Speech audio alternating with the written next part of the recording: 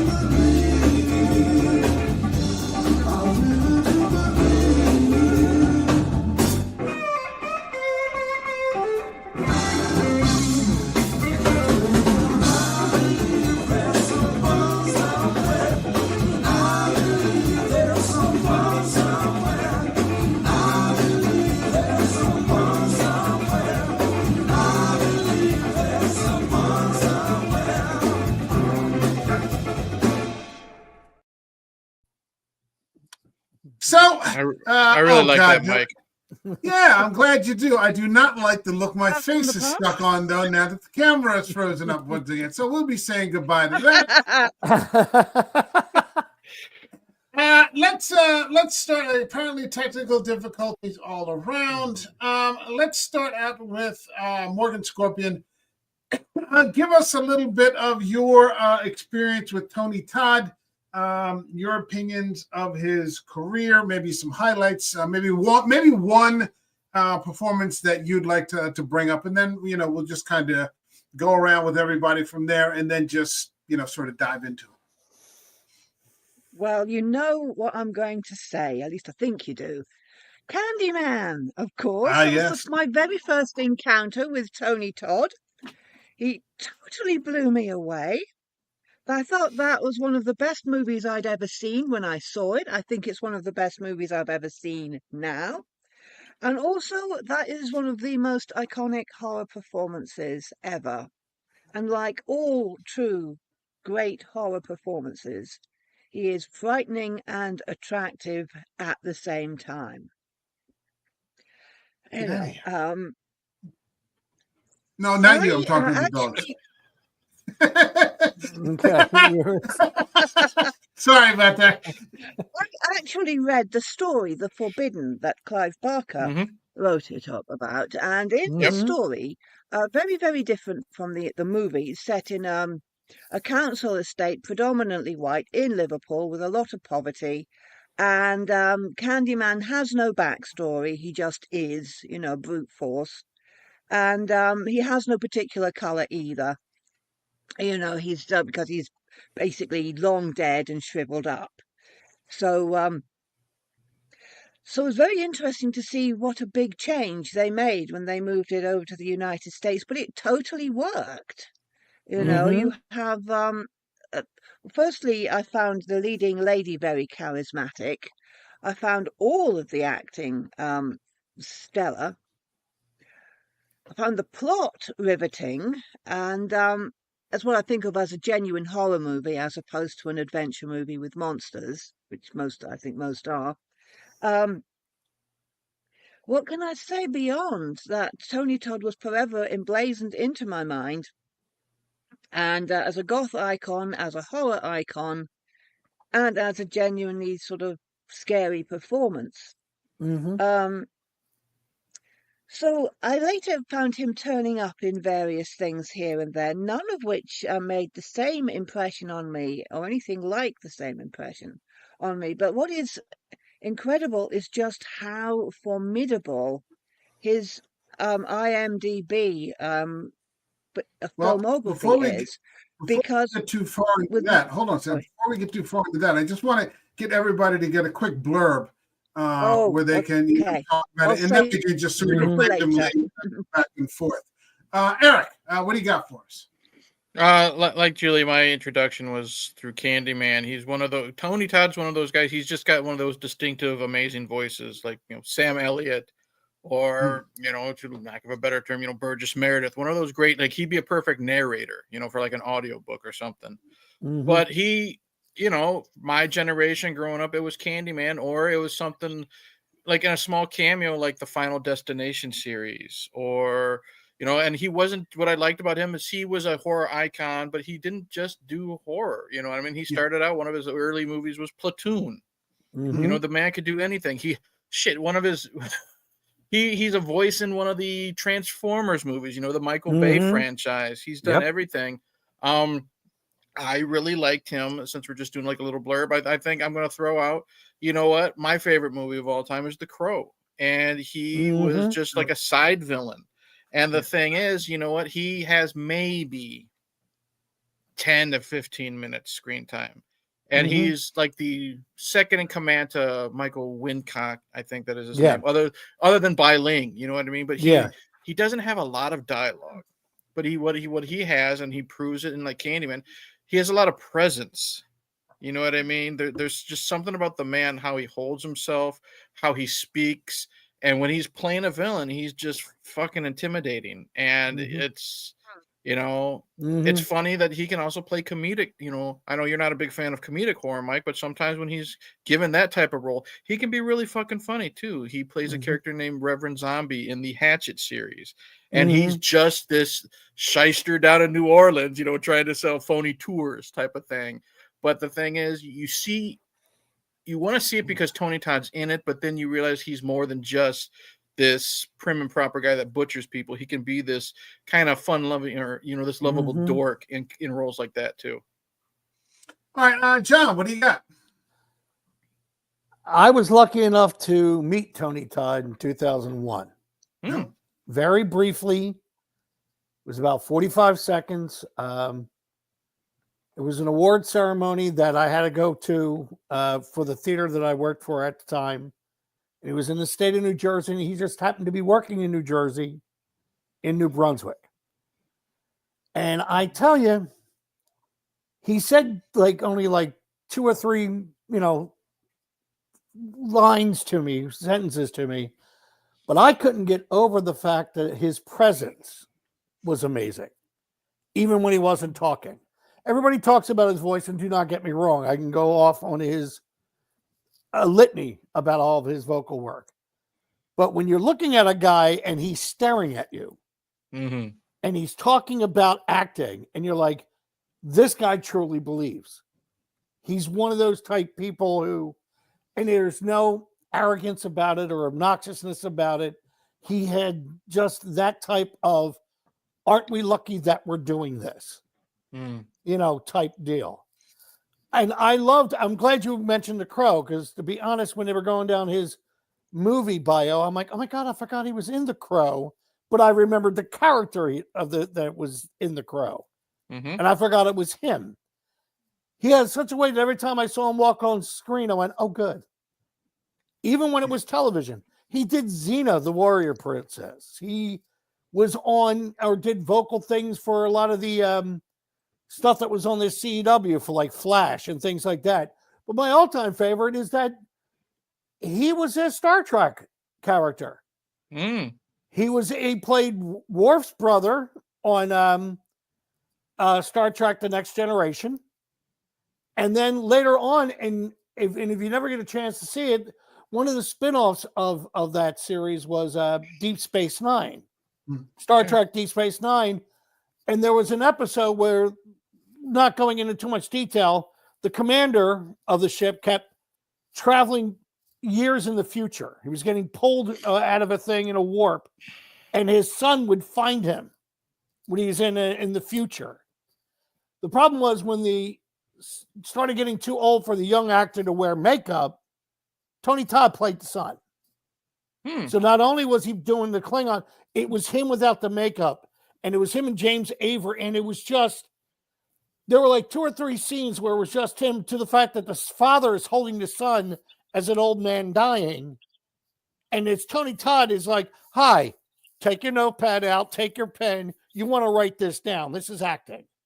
And you forget that he's, no matter what mode he was in, he was committed all the way through. How big is he physically, John, when you met him? Was he really tall? Because he seems like he's this real, just tall, lanky guy. Lanky wouldn't be the word, though. He was skinny, but I wouldn't call him lanky type deal. But he had a couple of inches on Mike, and I always used to like to say I had to look up to Mike when we were standing next to each other in college. Because Mike, you're about what, 6'1"? 6'5". 6'5"? He was about 6'7". Oh, big boy. I mean, he was a very tall, but that's the thing. It was never like he was looking down or he was imposing. When he was being himself, he was great. And it was, a thrill to actually meet him for a few seconds, but hold on a second. We got a couple of comments from Kat here. She says, my first encounter had been via name recognition. Tony's name had been familiar to me as a horror fan for years, but amusingly enough, my first encounter was in Star Trek Deep Space Nine.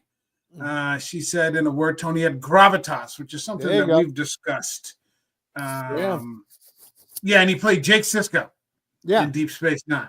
And she said Commander Brooks was played by Avery Brooks. Yeah. And then we've got Derek Hoover. Thanks for stopping in. popping in to say hi to Eric. What's happening, Buddy man? of mine. Hey, Derek. In. My first encounter with Tony Todd, believe it or not, was on the X-Files.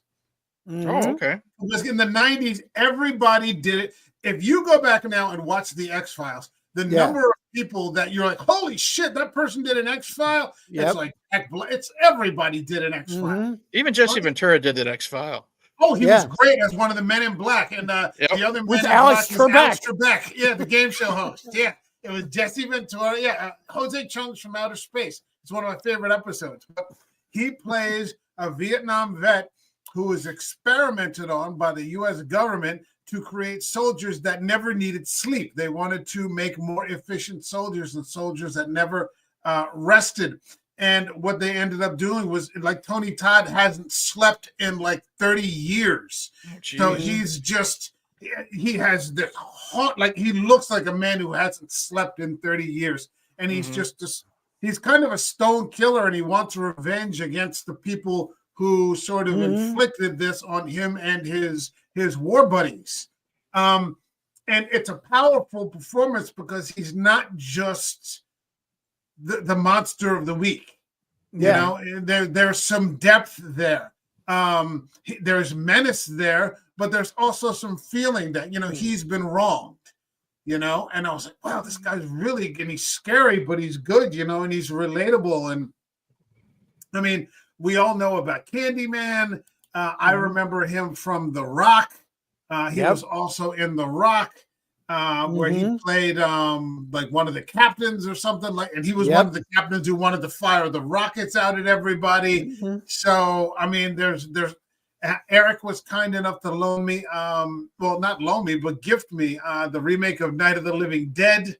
Where he plays the Ben character. He's the lead. I mean, like I said, we just have decades and decades of great character work. And I feel like I hate to say this because I don't want to get into it, but I feel like his death sort of got overshadowed by what happened in America last week, like with the election. It just kind of did. Like, I think he died, and then like the election happened, and then and it just. I kind of feel that his death completely overshadowed the election, but I'm British, so that's probably why. Maybe over there that may be the case. Necessarily over here, I think that it was Julia who had said, hey, maybe we should do like an appreciation stream. So that's why we're here, because of Julia's suggestion. And if ever there was someone who was worth talking about, it's Tony Todd. What a great performer. He also had a very impressive voice career, because obviously with that voice, you could do a lot. It's along that Morgan Freeman, Dennis Haysbert kind of baritone thing going on. And he has he does an audio book of Dracula where he plays the Count, and I've always wanted to listen to that, and I have to see if I can find it. I think it's a short story. I think he doesn't do like the whole book. It's on Audible. Is it really? It is on Audible. It's only half an hour long, though. Yeah, I don't know how that works necessarily. I don't know whether they're doing an excerpt. Let's see. Could be an original short story. Maybe. It's I think it's a play version. It's got several other people in it. Now, I actually had it open in front of me not so long ago. I remember they did an audio version of Salem's Lot, and Doug Brinkley, the guy who played Pinhead. Yeah, Doug Bradley. He played Barlow. It was really good. It was really good. I mean, it wasn't a straight adaptation. It was, it was adapted. But yeah, I guess they do things like that where you don't play the, you won't do a direct or, Well, it's like a radio drama. The Mercury Theater used to do that when they did War of the Worlds and things like that. Hold on a second.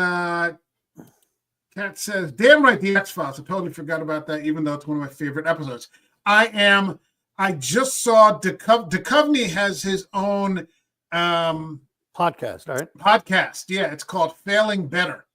It sort of focuses on people's failures in life and how they have kind of moved on from, various kinds of failures. And he had Gillian Anderson on yesterday. Cool.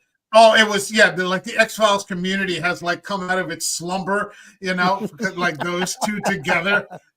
She's tiny, by the way. She is absolutely tiny, tiny woman. Yes. Yeah, I met her in passing once. I went to the X-Files convention, the Javits Convention Center in New York City before they released the first movie, Fight for the Future. And Duchovny wasn't there, but she was the main thing. And you could tell she's not like a convention type of person, but she did her best. She did her best, and she knew that everybody there loved her. And but she's just this very tiny little redhead. Or I don't even know if she is a redhead. I think she's blonde now or something like that. Because very, very tiny, but an extremely powerful performer. What she's gone on to do, playing Thatcher in The Crown, Bedelia du Maurier and Hannibal. She's amazing. She's amazing. Hold on. Available from Canada. You could have just said it, Julia. On. Okay, Audible UK. All right, maybe I'll see if I can find. I wanted it on record. I wanted it on record, so if everybody anybody else casual was passing by, they could see it. For the they deposition? Could go find Okay. It. Okay. All right. Augustus Cole, season 2, episode 4. Okay. That's just fantastic stuff. Fantastic stuff. Look at that fucking hook, man. I mean, I remember the first time we talked about Candyman, and then like that was Rod's recommendation, And I was like, I had never seen Candyman. I just never got first time seeing it. Yeah. And I was like, wow, this is really fucking good. I mean, this is an original character and all kinds of shit. And then Rod recommended we do the next one, and it sucked. But I remember though. I remember seeing him in the parking garage. Right. His entrance in that film in the parking garage with Virginia Madsen. And I remember the stories about I think they hit her with like a post-hypnotic suggestion or something. So her reaction was so skewed from seeing him and capturing that on the film. Right. Such an underrated horror film. They talk about so many different franchises, but they rarely talk about that one, or at least that first movie. Candyman doesn't really get talked about that much anymore. No, it's kind of sadly disappeared. But see, the thing, what I liked about him, like that entrance, that first appearance that we see of him, he's literally just standing in a parking garage, calling her out. But he's standing there, his hands behind his fucking back. I hate to say it, he's doing nothing. You know what I mean? But your eyes are just, like John always says, less is more. But you just focused on him. And again, you people have said the term gravitas. He has that gravitas. It doesn't matter what he's in. Like I said, if it's something like Candyman, or it's something like The Crow, or Sushi Girl, which is a movie no one talks about that he's great in, or something stupid like a Hatchet movie, he brings class to no matter what he's in. And it could be something schlocky like Hatchet, but he brings that little bit of class, even if it's a comedic role. Right.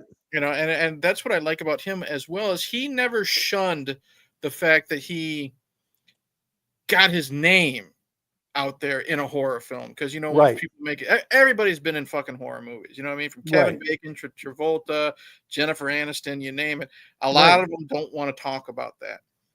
Tony Todd never shied away from the fact that his first, most recognizable role was Candyman.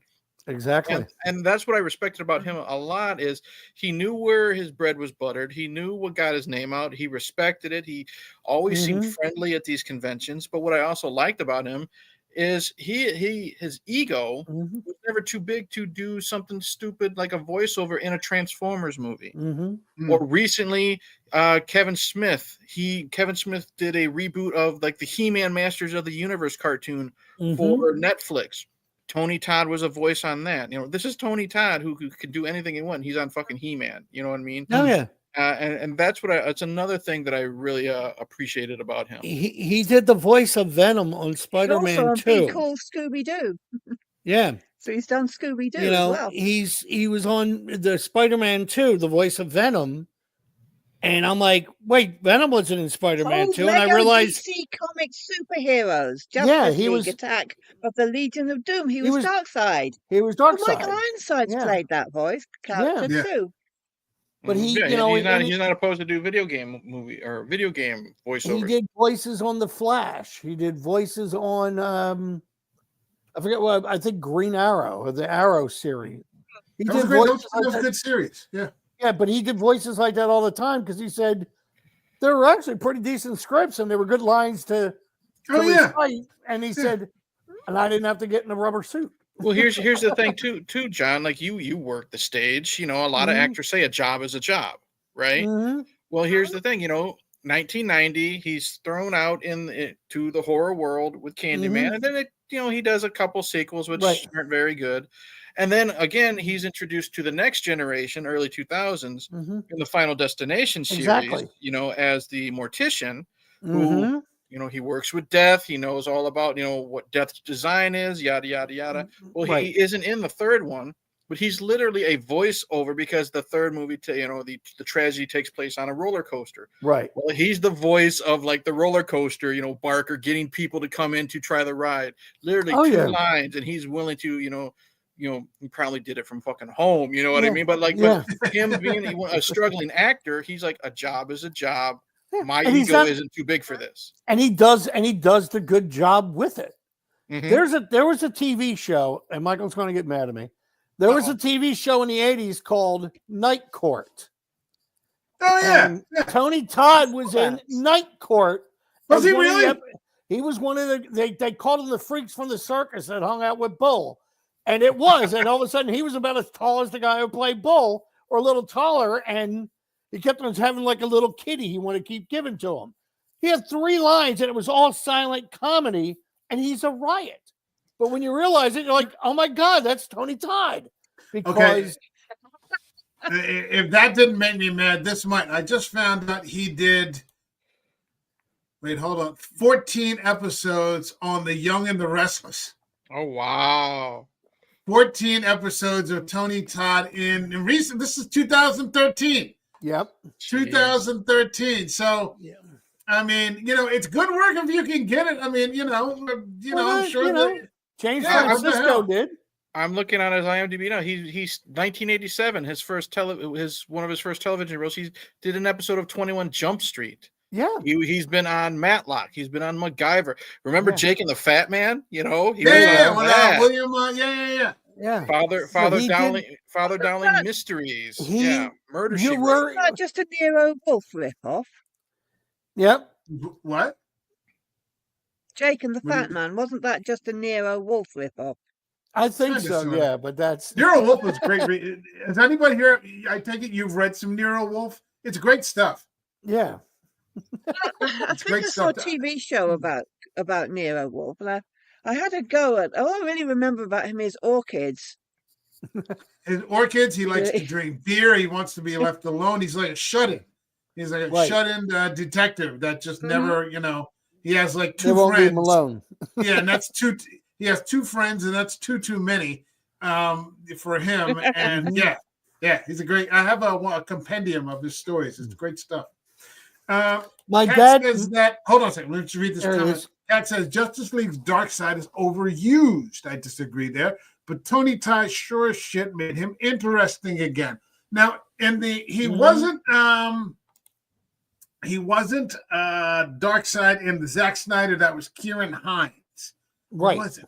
Or was Kieran Hines may have been Steppenwolf? I got to figure out who the Zack Snyder dark side was. But that DC animated universe is fantastic. Yeah. Fantastic. He reminds me of what my father used to call the journeyman actor. And that's for Eric, of why he constantly keeps working. But for my father, there was like certain actors that were that way, that they were never the big stars. But every time they walked on screen, he would go, "Oh, good. All right." Mhm. You know, because Yeah. he knew they were going to give him something. Yeah. Type deal. And he goes, Yeah. and they always worked and kept working. They weren't like the big ones. And I hold that for someone who for the longest time was struggling to get work and things like that. I would kill for half of his career. Me and my Yeah. friends call him that guy actors. Like, oh, hey, it's that guy. You know Yeah, what it's I that mean? guy. Sometimes you won't remember Want his to, you won't go remember back his to what name, I but was- you'll remember all the different There roles was- he played. Well, there was an actor named Robert What I was Prosky. saying earlier about the IMDb. If you look at Mhm. most actors' resumes, they're doing like 2, maybe 3 projects a year. This Right. guy's doing like 8, Mhm. 10, 4, Yeah. 20, God, like 25. And that's just the stuff, because IMDb does not talk about commercials or Right. theatre. It doesn't talk about radio either. Mhm. You know, and all of that, plus his convention appearances, and he Mhm. still had time to follow you back on Twitter and give you a like and a retweet now and again, which Mhm. He very glad also to say he did for me several times. apparently he also did he played Dr. Jekyll and Mr. Hyde. That Mhm. would have been interesting That would've been interesting fun. to see. Yeah, Yeah. that would have been fun to see.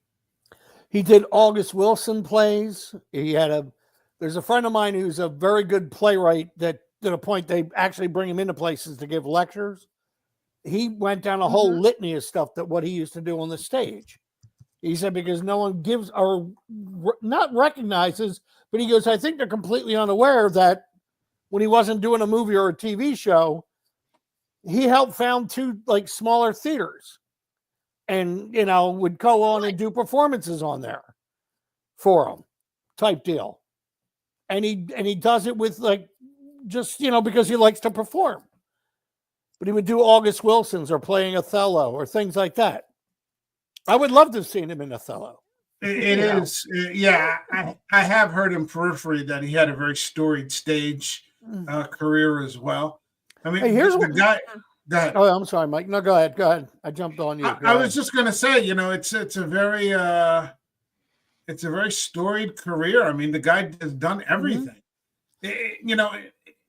I guess what he didn't get as a lead right in the big screen, he could have on the stage.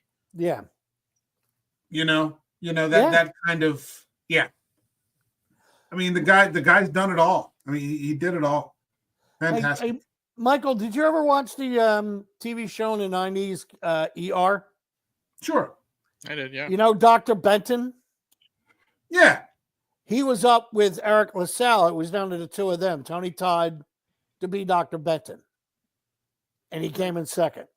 Yeah, I liked Eric LaSalle. Yeah, so did I. But I sat there when I heard that today, I was like, boy, I would have loved, because I was a big ER fan, especially for like the first 5 years. Sure. Sure. Sure. And then I said, boy, I would have loved to seen him, just once, so like one or 2 of those episodes. Yeah. Type deal. I mean, I don't know. In many cases, he's appreciated, but in many cases, I don't know. He flies under the radar. Mm-hmm. He kind of does. He kind of flies under the radar, and you wish that wasn't necessarily the case. But maybe, here's the thing, though. Maybe, being an actor, maybe kind of like John, maybe he appreciated being like one of those that guy actors. Yeah. You know what I mean? Where he might not be the lead, but he has the most memorable role. Oh, I agree. I agree with that completely. I don't say that he was, not content. Just that, he didn't for us as fans. I'm looking at I'm trying to find his X profile. Hold on. See what some of his. Here it says, hold on, I'll bring this up. Let me see if I can. There you go. Hold on. Here we go. And it says theater whenever. You know, I guess whatever he can do it. Candyman, Venom Final Destination, Sushi Girl, The Crow, Rock, Platoon, Zoom, Venom, Darkseid, How I Learned What I Learned. Fences. So Fences. Okay, so that's a very serious piece of stage performance. And Traveling Light. So his last post was October 28th, where I guess he's in front of a record store. That's his last post. See, actually, I would love to find that record store because it looks interesting. Yeah, right. You know, it was a repost from somebody else's. Somebody tagged him in it. Somebody, I write punk, and then that got reposted from somebody called Nanabo who tagged him in it. Oh, and then Tony reposted it himself. Star Trek legend tragically dies. I guess, well, maybe somebody's taken his. Hold on. Tony Todd for Tony. Oh, so the dedications. Cats at 3 a.m. Yeah, it sounds about right. Abandoned film theater in Dresden. Wow, look at that theater. Mm-hmm. Abandoned film theater in Dresden, Germany. There you go. Tony, I'm doing a marathon of NYPD Blue, and guess who? Wow. I see it episode 15 of season 4. Yep. Absolutely. We had something for cats. There's a mural. Geez, when you get your own mural, I guess you have arrived. Who the hell am I to say that he is? He flies under the radar. Yeah. There was a guy. There was a guy that because you pointed out the NYPD Blue. There was a guy named John Prosky. He was Robert Prosky's son. Okay. Tony Todd had the same type of career. Always doing bits on television, always doing things on movies, and he used to turn around and said one of the biggest things that he knew that he made it in the career when he would have someone like me when he would visit a theater in Cape May. He used to say, "John knows my resume better than I do," because every time I enjoyed watching him perform. So whenever I saw something, I made sure I, noted it down. And somebody, hey, John Prosky's in this, and he goes, "You're better than my agent, man." It was another science fiction show he was in. He was in Stargate, they said, in one of his things that I read. He did a lot of work, and I think people like us who are now talking about him is the tribute that he's finally getting. I mean, I would love to see other places. I've seen other things on YouTube where it's like the host of a podcast or something like that are talking about him. I would love to see people who appreciate watching movies, not just horror movies or whatever, just coming to talk about him to see, how they feel about, his work. Because I've seen him in so many different things, and I'm sitting there going, I don't think I've seen him in a bad thing, or at least not something that I took it for what it was worth and enjoyed it type deal. He's that type of actor. And I'll get off my soapbox. So he's made some stinkers, you know what I mean? But the thing is, he's not the one writing the film. He's not the one directing the film. He does his job.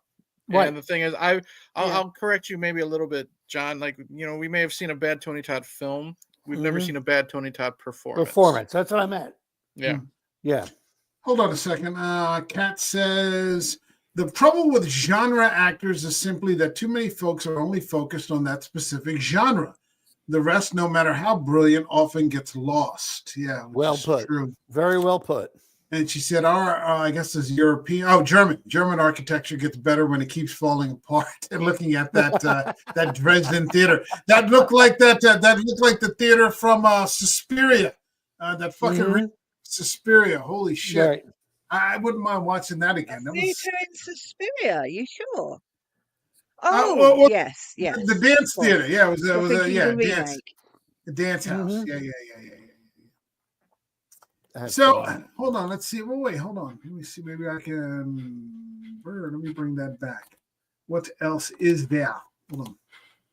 That's from Night of the Living Dead. Yep. Candyman. I think it was the other way. No, I'm going right way. Okay. There's a Feeling the Flow. Tony Todd. Look at him. Doesn't look unhappy. And that's the thing. He can look like that. Have kind of look like a dork, but still pull it off and look smooth. You know what I mean? Mm-hmm. He just like he looks like the big hat, the glasses, the shit eating grin. That's what I meant. But the thing is, he just looked like a dude you just want to sit down, maybe have a beer with, and just listen to some stories about him. You know what I mean? I guarantee you, there wouldn't be a single boring story that man told. Mm-hmm. It probably is an encouragement to get to more cons if you can, and to see these people while they're still with us. Because the tragedy of this is that, of course, he's no longer with us. Right. It's not his career. It's that he's no longer with us. And those opportunities that we might have taken advantage of are, now gone. So, if anything, this has probably encouraged me to catch more cons, to, even for a few minutes, to talk to these guys, so on and so forth, and see what's what. Even say thank you. Yeah. I remember Jay. Eric knows Jay, the professional. He's a pro wrestling referee who comes on the show sometimes when we do wrestling themed stuff. And he travels to Japan like I did, and went into a restaurant that was owned by the famous pro wrestler. And John, you might remember the name Killer Khan. There you go. Right. Killer Khan owned like sushi restaurant or something in Japan now. A steakhouse. And he, just went in there and met the guy. And he's like, I've got over, 1,200 matches that I've refereed, And they start talking. And he said that one of the final things he said to him, he thanked him for everything that he had done over the years, like sacrificing his health and his body, just to entertain people. That sort of thing. And he said, like, he almost started to tear, the man almost started to tear up when he said that to him, because probably doesn't happen very often, but yeah. Right. They deserve our thanks for this entertainment that we've appreciated, and enjoyed and, talked about all this time. And yeah. Right. You got to remember that when you see these guys to, give them a quick thank you. Unless they're a jerk, of course. Right. But I've never met any. As long as they're not a jerk for the script, Yeah. I've never met any. I've only been to one con, so I guess. Hold on. I've been to a few. I was lucky. I met Bruno Sammartino and Captain Lou Albano because we were doing a show to introduce them into some Hall of Fame at Caesar's Casino in Atlantic City. Nice. And Bruno Sammartino was a very nice guy, but Lou Albano, I could sit and talk to him for days. He was a blast. He's just a cartoon character. The thing about him was I'm going to drop names now. Michael Ironside, Brad Dourif, David Warner, Udo Kier. There you go. Oh, and Chris Sarandon. Be right back, guys. And I could have gone up and spoken to Elvira, but I was too shy. Oh, I'm an idiot. I heard she's really nice. I wanted to, but I met her. Yeah, she was just sitting there and nobody was at her table. And I thought, shall I go and... Sorry, Kat's just called me a show-off. Yeah, well, you got it, flaunt it. You might as well. But I didn't have the courage to go up. And I'm also thinking there was a time when Michael Ironside was sitting at the table all by himself, and I didn't have I'd love to meet Michael Ironside, yeah. I forgot to mention Robin Lord Taylor. I should have to mention Robin Lord Taylor. Have you met him? Robin Lord Taylor, fuck yeah. Yeah. I'll send you some photographs. I don't necessarily. Just don't make them candid photographs, okay? Yeah, please. Yeah, they're not that That'd be candid. quite unnecessary. Unfortunately, yeah, it shows me in all my sort of obese glory. Oh, If I'd known that skirt was going to show off my tummy like that, I wouldn't have worn it. But whatever. All will be Oddly well. enough, he was. Oh, you be well. Yeah. Mm. Well, I'm just Hold so on. very glad No, I managed to do it. There you go. Yeah, you should. I mean, I'm just apparently, I just said, hey, I got to get to the next con, and didn't realize one happened this past weekend that I missed. Oh, did it? So let's see who was there. Alec Baldwin was there. So Alec Baldwin, probably not a great person, but a great actor. Great fucking actor. Eli Roth. Well, as long as he hasn't got a gun, you should be safe. Yeah, it should be.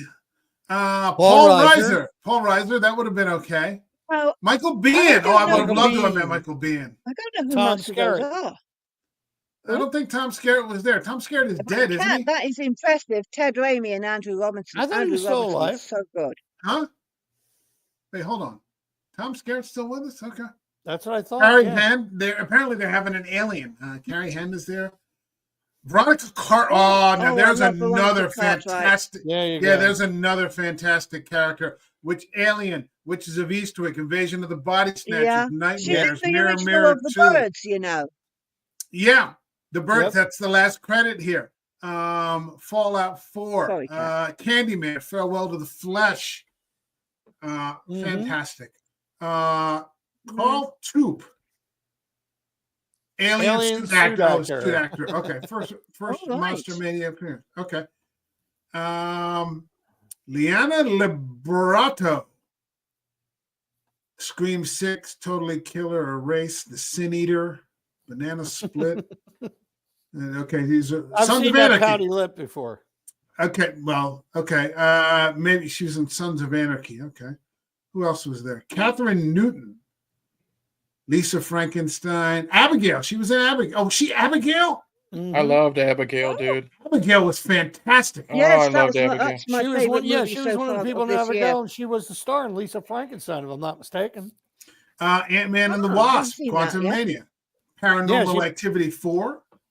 Yeah, she was Paul Rudd's daughter in Ant-Man and the Wasp. Yeah. There's your show, John. She was on Supernatural. Yep. Supernatural. David Howard Thornton. Yeah, I'll pass on that. Samantha Scafidi. First appearance. She's another Terrifier person, Mike Scobel. Oh, okay. Hey, there's me. Yeah. Daniel Roebuck. He's fun. Daniel Roebuck's another one of those, hey, it's that guy. He works with Rob Zombie a lot. Okay. Amelie McLean and Elliot Fulham. I don't know either of them. Costumes. More Terrifier people, Mike. It's all nothing but Terrifier. Jason Patrick. Jason Patrick's still alive. Yay. Yeah. Yeah. Jason Patrick's a great fucking actor, man. Jason Patrick had quite a run in the 90s. John would know that. Yeah. And in the 80s, too. Yeah. He was good. And he was in a Terrifier? I didn't realize that. No. He's probably there for Lost Boys. And wait, this says Michael in Terrifier 3. Oh God, he's doing Terrifier. He was in a poster. You're right. He was. He played the father of the. Yeah, everybody's in fucking Terrifier now. But like Tony Todd says, a job's a job. You know, whatever. Absolutely. Shawnee Smith. Yeah. Oh, see, that I would have gone. I've been in love with her since I was a kid, I've dude. the name. I can't place her in anything. Let's see, the Blob, the Stand, The Grudge, Saw movies, Summer School. All right. Yeah. 30 Days of Night 2. 30 Days of Night 2 is actually a really good movie. I like that. Is it? Okay. Yeah. Huh? I didn't know it was. Yeah, she's in the original Stand. Yep. The 4-part series. She's good in that. The Shining. Yeah, all right. Ty West. That would be interesting. He's a director. I didn't like X, so we'll see. Yeah, I remember. I liked Pearl, though. I liked Julia, Pearl. did you see Haven't seen Maxine? You were yet. talking about it. Okay. I haven't seen it yet. Still haven't seen it. Okay. Grant Kramer, Killer Clowns from Outer Space. Yeah, he's an 80s schlock sci-fi guy. Suzanne Snyder, again another schlock. She's also in Weird John Science. She Allen did a lot of Nelson. 80s. Yeah. Okay, She did a lot of another one. 80s movies. Mark Metcalf. Where do I know that name from? Buffy the trying to figure Vampire Slayer and Angel. Animal House. Really? Animal House? Okay. Yeah, I think he was he Pinto? He was maybe? Needlemiter. Oh, was Yeah, he he really? was. Was he You're needing right. Okay. Yeah. Okay. And the He Twisted was Sister also in videos. Twisted Sister videos. Yep. And the soup Nazi was there apparently. No Yep. soup for that would have no soup for me. I didn't go. Jeez. Danielle Harris is always Yeah. there. She has to bring security. I've seen her at one of the cons. She has to have like 2 big So security she was guards, in I guess. Hatchet. Yeah, Tony Todd was in Hatchet as well. So Yeah. yeah. Randy Blythe from Lamb of God. Oh God, Lamb of God. Okay. Wow. Now they're really just picking out of a hat. Thanksgiving. Alex Armbruster. Couldn't tell you. Edward Furlong. Oh Now I've geez. heard of him. I've heard of him. Of I course, thought he Terminator was 2. In dead. Terminator. I thought He he was- was dead. That's not a Yeah. joke. He was also in American History X. He was the Yes, he little was. brother. He was Edward Norton's little brother. I'll tell Yeah. you what, that picture of Edward Furlong is false advertising. If you saw Edward Furlong now, he does not look like that. What does he He look think like? looks so. he looks like he's I hate to say it because he had his demons, but he is probably like 60 pounds overweight. Looks like he hasn't slept in like 6 weeks. Yeah, he looks rough. But good luck, dude. More power to him. Yeah. Hopefully he can pull Let's hope, back. let's hope he the can edge. stick with the Many of them sobriety. do. Mm-hmm. Oh, yes. Yeah. Eugene Clark. Jennifer Blanc Bien. I don't know. Bien? I No. don't know her. Well, She she's looks probably neat. married to Yeah. Michael Biehn. Maybe. Scott Jackson. Gina Davis was going to be there. She got canceled. Oh, she's cancelled. You Damn. can't Oh. cancel Gina Davis. She's another one who's given us like decade after decade of just Yeah. great character work. Yep. Mm-hmm. I love Yeah. Gina Davis. Yep. I can't wait till next month. I'm finally going to see Long Kiss Goodnight. Because I Oh, want that's to a wait fun till one. I want to That wait till is winter one. time to finally see it. But Okay. Yeah, when she goes ice skating across the river. I love Lauren, Linda Bly. another. Who else was? Laurie Metcalf was going to be there. No, That would've been Oh, oh man. man, I'd love. I There would have was loved to have seen her. there was supposed to be a stage production of, and we talked about this when we covered it, of Misery with Bruce Willis. Yeah.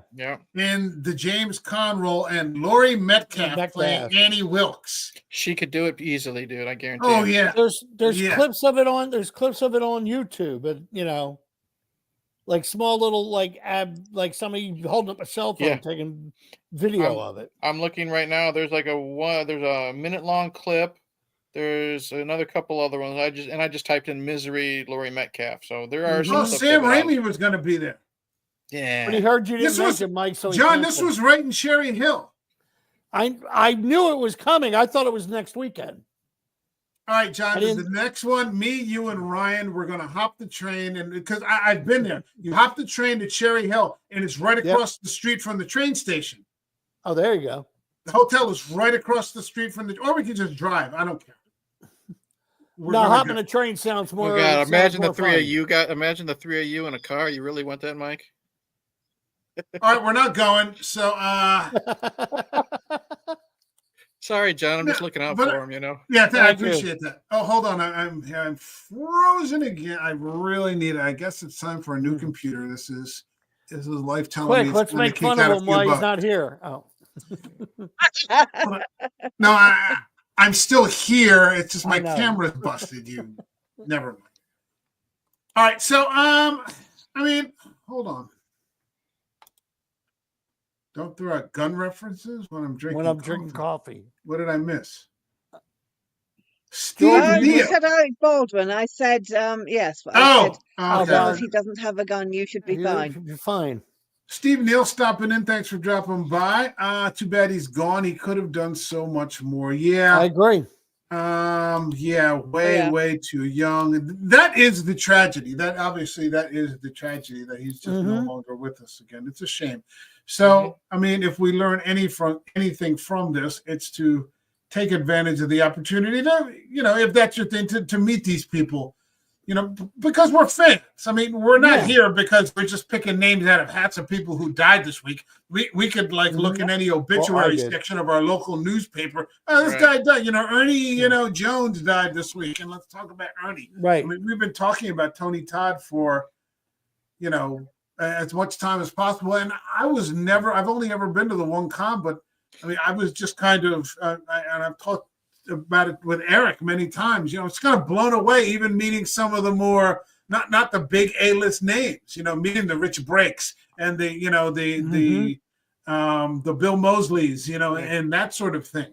Well, that's the thing I wanted to say. Like you mentioned, you'll go Richard out to these Brake's lovely. cons, Lovely go out to these person. cons because of the stories you can hear. Like you were bullshitting with Richard Brake, and then you ended up talking to, I think, Bill Mosley, and you were interrupted by Kane Hodder about, should I buy these fucking shoes or something like that? Yeah. Who's going to have that type of experience? You're bullshitting with one guy, and then Kane Hodder interrupts your conversation to ask you about shoes. Right. That was just really weird. Yeah, that was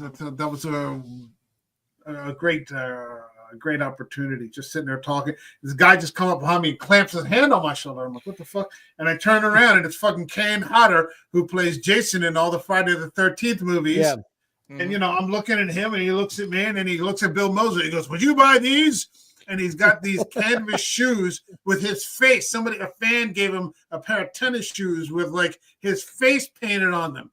And like Bill Mosley is like, well, maybe they were a 10.5. He's like, 10.5. He's like, what are you tapped? And, that's funny. But those are those experiences, man. That you have to be there to experience that. Yeah. Like that was 4 years ago. Martin Kove was there. I regret not talking to Martin Kove. And Zabka. Zabka was there because Cobra Kai was there at its highlight. And like I grew up watching The Karate Kid. And like I had nothing to say, but like I would have just like to gone up and said, congratulations on this success.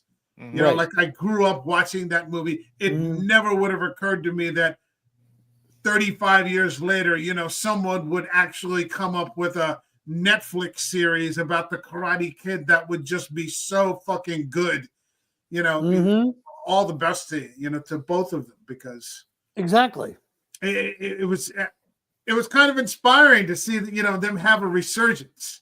Off those things, because you see people trying to milk it. A lot of times we see, where actors try to, milk an old role that made them famous, and you're like, oh God, here we go. This was just that exception. There's a difference between making a very good episode on Netflix and then doing what I just saw Eric Estrada do. He was dressed in a Chips outfit doing a thing about car repair taxes. Oh no, yeah. And I'm like, really, dude? Come on. Yeah. And Steve he even says, did the finger point. Yep. Take advantage of life. Yeah, absolutely. You don't know how many opportunities you're going to have, and one day it's going to be our turn.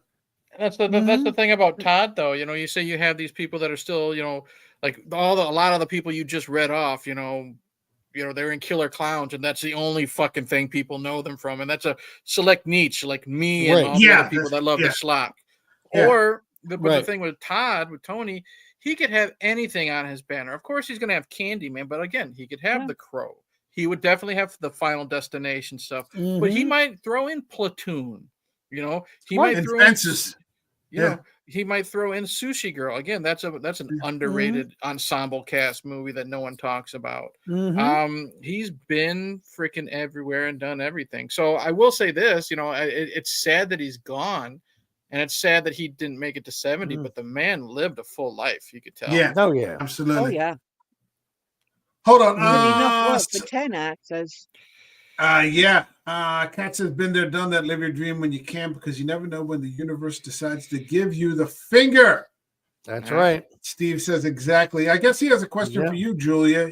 He says, is Chris Sarandon cool in real life? I hardly had any time there at all. I just queued up. He signed something, and that was it. Maybe I should have tried to start a conversation, but I can never think of anything at those moments. I might come across as very confident here, but I'm actually not in real life. No. You know, I had a similar but he experience when I certainly met those looked guys. cool. Yeah. But my head was actually full of Brad Dourif because I'd had my photograph taken with Brad Dourif at the same time. So Oh, there you go. Chris Yeah, I Sarandon's remember. 80. I believe so. I wouldn't be surprised. Good Lord, well, he didn't look it. This I mean, is about 12, 13 years ago. Didn't look 60 anything. He looked, remember late 40s. Chris, isn't it Chris Sarandon? Is it pronounced? He's 82. Yeah. He's Whoa. 82. Talk about, He and did. Brad Dourif is awesome. Yeah, he is. He is awesome. And he went out, the little story here, if I may bring it in, is I wanted to get David Warner's autograph. Interestingly, Okay. David Warner was a person I've seen in the flesh around town a lot. But anyway, I wanted his autograph. So because I was queuing up, I accidentally missed Brad Dourif's photo shoot, which I was gutted really because I got the times mixed up. And one of the staff actually asked him if he'd be willing to come out and take a photograph with a fan who was late. And he was. He came and did it anyway and was absolutely lovely and put his arm around me. And I'm like, There you go. starstruck. But he went the extra mile. And I'm so grateful for that. That's cool. It's kind of live in central London, it's like Actor Central here. I mean, seriously, I'd been in London for about a week when I saw about 3 different actors off the TV, just There you go. bumming around town. And so yeah, central London is a place to be. I would have traded David Warner for Brad Dourif. I would have rather have met Warner. Warner was just Warner was very special. He's very special. Yeah. He was a lovely human being. He made me feel that I was the one being honored. Oh, well, like I mentioned John Prosky. I met John through his father, Robert. He had a house in West Cape May Point. He was also on the board of Cape May Stage, but I met him like when I was in college because he lived in the area.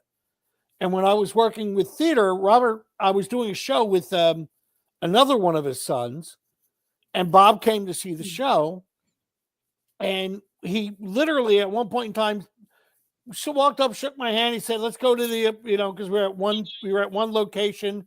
He's like, "Let's go check the other theater," and we walked in, and this lady walked up because all these people were surrounding Bob, and she goes, "I'm sorry, is he famous?" And I went, "Well, yeah, that's Bob And before I got Prosky out, the lady shoved me out of the way to get to Bob Prosky. And Bob Prosky said, "Oh, that's lovely," and literally reached over and picked me up. "Did you meet my friend John?" And it was like it's when you get to like, I guess, Eric, you were talking about wait, I know you from somewhere. Bob Prosky has one of those things. He did it for us as a fundraiser, and he goes, "Wait, I know you from," and he would literally show clips of his movies and talk about stories about the stars. Like he did 2 or 3 movies with Robin Williams. He had a bunch of stories about that. He he's a Mrs. Doubtfire. Yeah, and they did I can't remember what it was. Get Snoopy or Spoopy. It was it was a really bad comedy that was done in the years 2000. Death to Smoochie. Death to Smoochie. Thank you. Robin Williams was in that, but he was such a great. When you talk to him, he'd rather sit down and have a slice of pizza with you, and talk about sports and talk about this and everything else. It's when you realize the fact that they appreciate when you walk up and genuinely say thank you. It's when they go, because they meant something. I heard the story about the guy who played Noonan in Caddyshack. His father was. You ain't got it today, Noonan. Miss it. Yeah, well, he was talking about that they were a nurse was talking to him and said that Caddyshack was her favorite movie, and he turned around and said, "Yeah," he was getting ready to dismiss it, and he turned around and the nurse realized she was pushing. He goes, No, you don't understand. I used to watch it with my father when he was sick. And he kept laughing at it and enjoying it. He goes, you really cheered him up when he was getting close to the end of his time. And he sat there and he said, and I never shrugged off anybody ever walked up to me again and said they liked Caddyshack. He goes, because he goes, I don't see it from their point of view. If they get people to walk up to him and just say, thank you, they're like, you're welcome. I love that about that. That's how I am with a lot of these wrestlers that I meet and interview. You know what I mean? They, it was something that I grew up watching with my dad, and he's been passed. I think it'll be 4 years in January next year. But now, I took my daughter to one of the shows, and it's now something that it's kind of like we've passed it to the next generation. And I've told a lot of those wrestlers that, and you can tell that they genuinely are happy that I've told them that story, that it's something, especially like if my daughter, like she's 12, if she enjoys their work type of thing. Right. So you can tell that it's legitimate, that they appreciate, the love and the enjoyment from us for something that they're doing. But I mean, again, I got to stage manage Bob and his two sons in a Arthur Miller play for our theater. And it was the year I was taking care of my father, and it was the last year he was alive. And it was getting to the point that we knew time was coming. And my dad's birthday was coming up, and one of his favorite movies was The Natural. And he turned around and said, he goes, I love Bob Prosky so much that when I saw him in that movie, I wanted to walk up to the screen and punch him. And I knew it was a movie. And I walked up to Bob with an original DVD of The Natural and said, look, I don't want to be that guy. But I mentioned to him about my father liking the movie. And I said, could you sign it? I just want, he goes, yeah, okay, leave it by my dressing table. I go to pick it up at the end of the night, and it's not there. I'm like, I took it home. And I said, all right, I know where he lives. I'll go by in the morning. The next morning, I'm giving Dad breakfast. It was about like 9 o'clock. And, we were dressed and talking. All of a sudden, I hear a knock on the door. Him and his wife, Ida, are at the front door. He walked in and sat down and talked to my dad. That's cool. He said, so you really wanted to punch me? And my dad, it was funny because he had a stroke and had difficulty speaking. Well, all of a sudden it was clear as a bell for that minute because he knew who it was. He popped in the DVD and watched it for about an hour before he had to go home. I never expected that. But that's when if you get past that, because the ones that have that wall up, but then the ones that don't, when they appreciate it, they're more than like they'll give a hug to Madam Scorpion over here when she was late. Hey, there's a fan here that's late. Yeah, come here. I'll not only take a picture, I'll give you a hug. Type deal. I would have to think. He put his arm around me. That's different. Oh, I'm sorry. I would think that if you were in some sort of performative career, that sort of, and I don't say this in a cheap way, that sort of validation, where someone would thank you would probably mean quite a bit. Yeah. Now, of course, every time you do something in that vein, you would probably want success in the box office or, good review or, sold out, on the stage, we're sold out every night, that sort of thing. But, it all comes back to that sort of, validation, which is why, they're not accountants, or something like that, that are just the, these faceless sort of things.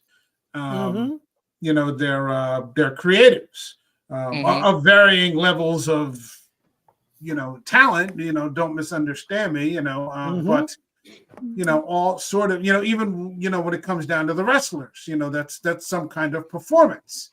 Right. And so you're performing to engage and get that reaction from, the viewers, exactly. That sort of thing. So when you do get it, I'm sure it means quite a bit. I wanted to come back real quick to Warner. Again, another one, just very special. I just happened to rewatch the entirety of Penny Dreadful. And one of the highlights in it is in the first season where he's only in for a couple of episodes, but he plays Professor Van Helsing. who just happens to cross wires with everybody else. And I remember the first time I saw that, and I'm like, did they just cast David fucking Warner as Professor Van Helsing? Holy shit. That's cool. Holy shit. I mean, even funny. Yeah, I mean, just when we covered him in George C. Scott's Christmas Carol, and he plays Bob Cratchit. Yep. Just fantastic. Fantastic. Another guy who also did Star Trek. Mark Hamill, no. No. I'm not necessarily a Hamill fan. I have a love-hate relationship with Star Wars. He is a great dude. It depends on the role, like because we gushed over him on what was the last the Fall of the House of Usher. He was great in that. If he's not playing, he was out of character. Yeah, if he's not playing the same stupid shit that he's been playing for fucking 40 years, you know what I mean? He's really good. Like Sushi Girl, he was very creepy and unnerving, which he had Tony Todd. I keep bringing that up. He's very good in that. He's very creepy, very effeminate, very sadistic. He's not, he's not the guy on social media being a big dork, and a lot of his jokes are cringe, but if he finds that right role, like again, in voice work with the Joker, he can be good. But I think Hamill's more missed than hit, in my opinion. Yeah, same here. All right. Is there anything else that anyone wanted to add? I feel like we've sort of veered off on that, which is fine. It's just kind of an open forum for discussion. Exorcist reviews. Mention there's a movie. Sorry, man. Sorry you couldn't make it. Bunker. Sorry, I'm sorry. What did you say, Julia? A movie he's made called The Bunker. Director a certain Brian Hansen, but Tony Todd and Tobin Bell are both in it, and it's called The Bunker. It's a science fiction one that seems to have some horror elements to it. And there's a woman called Chelsea Edmondson, whom I haven't heard of, but you might. So I just saw that and I thought, no, this is one I'd really like to see. Well, now I have to look it up. Julia, how are you liking Tubi? I basically saw how many adverts were on it, and I do not like Tubi. Tubi is a nope. Don't get her started. Me and her had a little conversation, You don't you don't have to get me started, but for my own personal choice, I would rather not watch a movie than watch it with ad breaks. Hey, if I can watch it for free, I can handle 30 seconds of commercials. That's a fact of life nowadays. I mean, even like I'm rewatching the entirety of the X-Files. I have an embarrassing Julia, hold on. Here. Julia, hold on. I'm rewatching the entirety of the X-Files right now on Hulu, which is like a paid channel. Even that has advertisements now. If I'm watching with very few exceptions, unless which I haven't gotten into, there are a couple of shows like Penguin or like House of the Dragon or something. There are very few of these shows now, even on the streaming channels, are without advertisements. Paramount Plus, one of the few streaming channels left that have no advertisements. I'm not sure, but I think Netflix. I don't think Netflix does. Okay. Netflix does, but you pay for a cheaper price. To YouTube Premium. Yes, I'm subscribed to it. Oh, there you go. I can watch things without adverts. Oh yeah. I'll never go back to that again. I'm on YouTube Premium now too. I got like 3 free months or something like that, and then once it was over with, you can never go back. Yeah. You can never go back. It's impossible. And there's so many things on YouTube now. Yeah. All right. Is there anything that we have not covered here that you would like to discuss as it relates to Tony Todd? No, sir.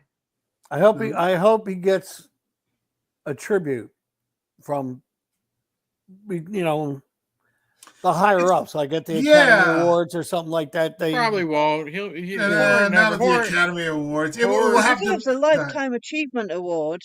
you for as know, many people as give them.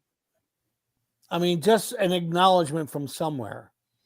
Well, he'll get acknowledgments, but it'll be something, that's more horror related, like a Scream Award or a Fangoria Lifetime Achievement. The Oscars, horror He movie. was in Platoon, which won an Academy Award. Yeah, but that was how many years ago? The thing is, he wasn't Willem Dafoe in that. I mean, right. But they also put up second dresser and and they also forget a lot. They also forget a lot of actors and actresses that should be in the memoriam. So I don't think Tony Todd will get a mention at the Academy Awards.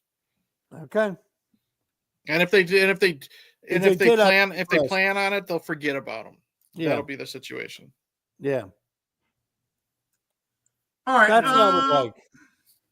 Julia, plug something. Plug something. Yeah, well, I'll have to mention Isaac Esban's Parvulos, which is being shown in cinemas all around the world. Can't wait to see it myself, because I love Mexican horror. And I love Isaac Esban's movies. He's got beautiful style. Beyond that, I can't actually think of anything to plug. Nothing going. No new audio jobs going on with the channel. No new readings. I'm off doing audio for the moment. I don't know how long for, but I'm fed up. Fed up with doing it. Fed up with the lack of response. Fed up with the dropping numbers. I'm not saying I'm never going to record again. I probably will at some point. But for now, I just really can't be bothered. Okay. Fair enough. To any of my fans, so I do have a few, my apologies, but my back catalogue is absolutely huge. I've got over 500 recordings on my YouTube channel, so it'll take you a while to get through that lot.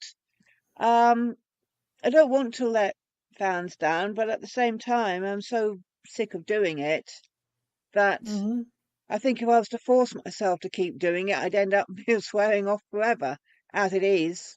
Right. Just don't feel like doing it. Okay. Yeah, you need a break from time to time. We've all been there. Yes, you do. Yes, you do. All right. I've been doing it 11 years. Well, yeah, so you're more than entitled at this point. Yeah, that makes sense. Yeah.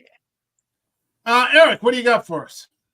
YouTube channels. Hey, Internet, Eric here. I myself took like couple weeks off just because I pumped out a bunch of stuff in October. I needed to recharge the batteries. But since our last recording, it's been a couple weeks. My interview with Calvin Coco, that wrestler, is up. That was a fun experience. I love doing the interviews. It's a lot of fun. I got a couple more people, agreeing to do them. Tomorrow or what's today? Wednesday. Tomorrow or Friday, I will have a video up for the stop motion movie Coraline. It's a movie me and my daughter really enjoyed. We watched over the Halloween season. John, tonight, I swear to God, I'm going to finish The Fisher King. I will have my. Mike knows me. I've got a lot of stuff going on outside of here, but I'll tell you this: it's already going to get 2 thumbs up. I'm fucking loving that movie. I'm glad I thought you would. I thought you would like it.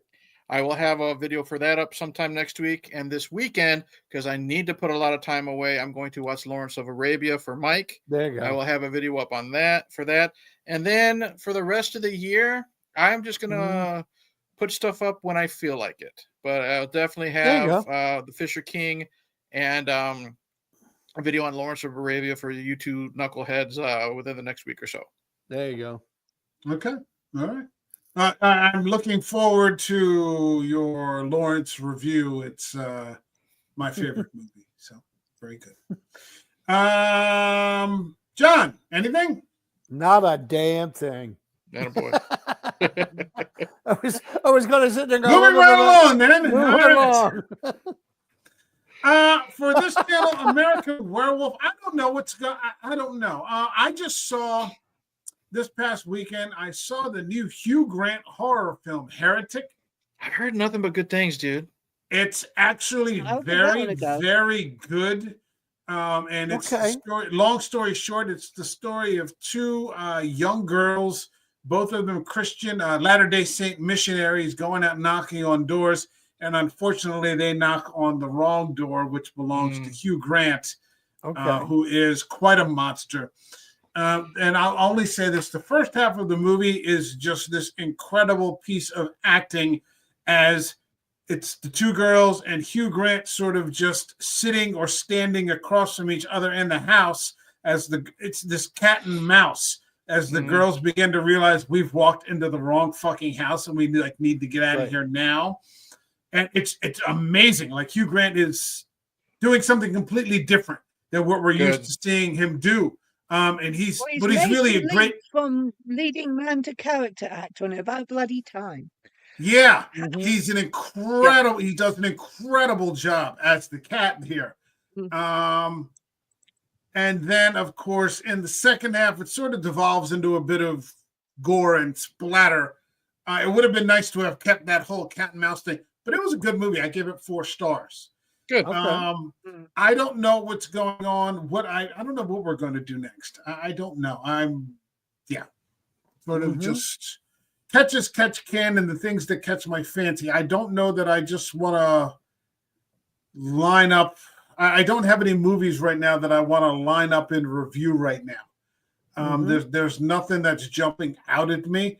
Now at 250 episodes, this appreciation came up, and I'm just sort of almost spontaneously grabbing onto things that I sort of hear it and I'm like, okay, that's for the channel, or this is not for the channel, so on and so forth.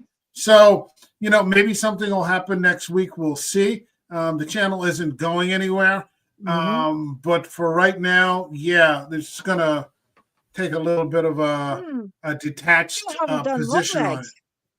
No, we haven't done Long Legs yet, and I definitely like to discuss it, but I think it's a film almost like Hereditary that deserves a larger panel, so when more people can get access to it. Oh yeah. I mean, the sweet spot is already over in terms of theatrical release. Yeah. It's already over, so that is sort of past. That ship has sailed. But when more people can get access to it, then I definitely like to discuss it. If we can get 4 or more people on here, my understanding is that Cage and the film and several they're pushing it for Oscar nomination, and I think Cage is being pushed for supporting actor. It's actually that fucking good. I agree. I own it. Yeah, I own a copy. Did you see it, John? I saw it. Yeah, in the movie theater. Okay. Yeah, it's quite something. It's quite something. And Oz Perkins, go ahead. I know. I've been asked by a couple of people who've asked me what. I was asked twice from 2 different groups. What was one of my favorite movies this year that surprised me? And it was Long Legs. And they said, "Which one did you find disturbing this year?" And I said, "Long Legs." Yeah. Because there were times that happened in it that there were moments in that movie. I'm like, I was with the movie with a bunch of adults, no teenagers, no kids. It was like not even people in their young 20s. These were people like about 30 something on a Monday afternoon type deal. And we were screaming, at some of the oh my God, that type thing in the movie. And Nicolas Cage is brilliant. If he wasn't nominated for, at least nominated for a Best Supporting Actor, there's some. I've always had my doubts with the Academy, but this would shore a lot of it up. I would like to see. I would like to see Oz Perkins get some recognition as well. Get out of here, you stupid cat! Before I punt you across the room. Get out of here. Because just the way that huh. Say don't hit the cat. I said, poor cats, don't listen. Yeah, you're not going to listen. You're going to feel my foot is what's going to happen. You're derriere. But, the way that the camera angles were caught. Just like in that opening scene where he comes out and you can only see from the nose down. Yep. I was like, what the fuck is, and it's like he's gotten, because we talked about the Black Coat's daughter here. And I remember people weren't exactly crazy about it, but I was. I was like, this guy is fucking onto something. This guy is fucking onto something. I was bored by that. I was bored. No, I was quite people. Most people that I got on this, had on the panel when we discussed the Black Coat's daughter, I could tell they really didn't get it. I was plugged in from the get-go. He's got this now, and then he came out with this, and I'm like, oh shit! If it's Oz Perkins, I'm watching it, and I was right. Now he's got this other new movie. He's doing the Monkey, based on the Stephen King short story, and that looks to be fucking brutal. Yeah, it's almost like a little bit of a comedic tone to it as well. He might have sewn in there, but that guy is something special, man. He's got a Netflix movie called "I'm the Pretty Thing That Lives in the House." Okay. Oh, I didn't know that was him. I just saw that. I'm like, oh, that looks good. You know, like you were saying for your channel, Mike. You're kind of picking stuff. Other than the Monkey, there's not really much that I'm even excited for until next year, aside from Nosferatu. You know what I mean? Yeah. And I will give a shout out to Eggers and everybody for Nosferatu. They are saying you're not going to see what Bill Skarsgård looks like until Christmas Day. There's not going to be any promotional. There's not going to be any reveal. So I think that's really cool. So I'm very excited for that because everything I'm seeing of it, the teaser trailers, just the pictures, is really getting me psyched, especially after seeing Herzog's version, a few weeks ago. I'm looking forward to Gladiator 2. I think that's going to be a lot of fun. That's going to be good. I'm sure there are probably, I imagine that before the year's out, I'll probably catch at least 6 more films. Because the only thing that I think the last movie I saw was that Halle Berry apocalyptic film where she's in the cabin with her 2 kids. Oh, okay, yeah. And that was okay. But then there was nothing for like a month. Joker came out and I passed on that.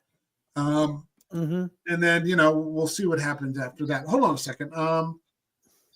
Exorcist Reviews. He's at work. He says, for my channel, I'm hoping to review. If you get a chance, subscribe to this guy's channel. He's got some really good stuff. It's almost exclusively focused on The Exorcist. He does all kinds of interesting stuff. Like he has this one great video where it's like a removed excerpt from the book, and it's this great video after the exorcism where Reagan is talking to her mother, and she sort of remembers what has happened to her. I think that chapter. I don't have the book out. I have like the anniversary edition hardcover, and that chapter was put back in. He does a fantastic video on that, and any number of Exorcist related.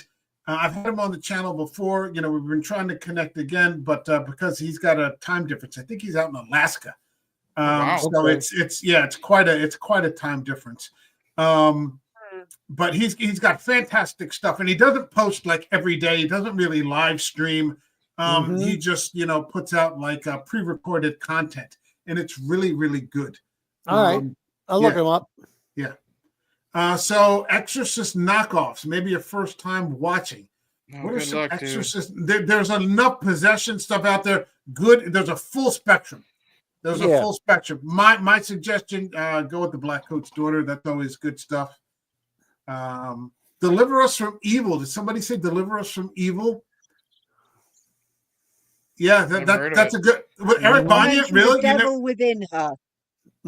Sure, The Devil Within is good. That's always good. Deliver Us from Evil, The Devil Within Her. Banya. The Devil Within Her. It's a different movie. No, I don't know that one. Okay. That's a shame. It came out shortly after The Exorcist, and bloody brilliant. I loved it. Oh God! And there's Joan Collins in I Don't Want to Be Born. Yeah, that's just about fits in. Oh, you have to see that. Pacing of Pretty Thing takes some getting used to. Yeah, Perkins, as we know him, and Perkins is special, man. They're talking about Eggers and Astor and Brandon Cronenberg, but fucking Oz Perkins is up there. That's right. All right. Sorry, Isaac Esban. Esban's the best. Who? Isaac Esban is the best living director. His movies are wonderful. That no one's ever heard of? That's your loss. That's your loss, and that's your weakness. That was a marketing I just never heard of. Off with Mal de Oyo, if you get the chance, and then you would go back to well, no, Parvulos is his current one, which, like I said, is in theatres all around the world. Guillermo del Toro praised him for this movie. Parvulos, meaning the few, I think. Sons of the Apocalypse is the subtitle.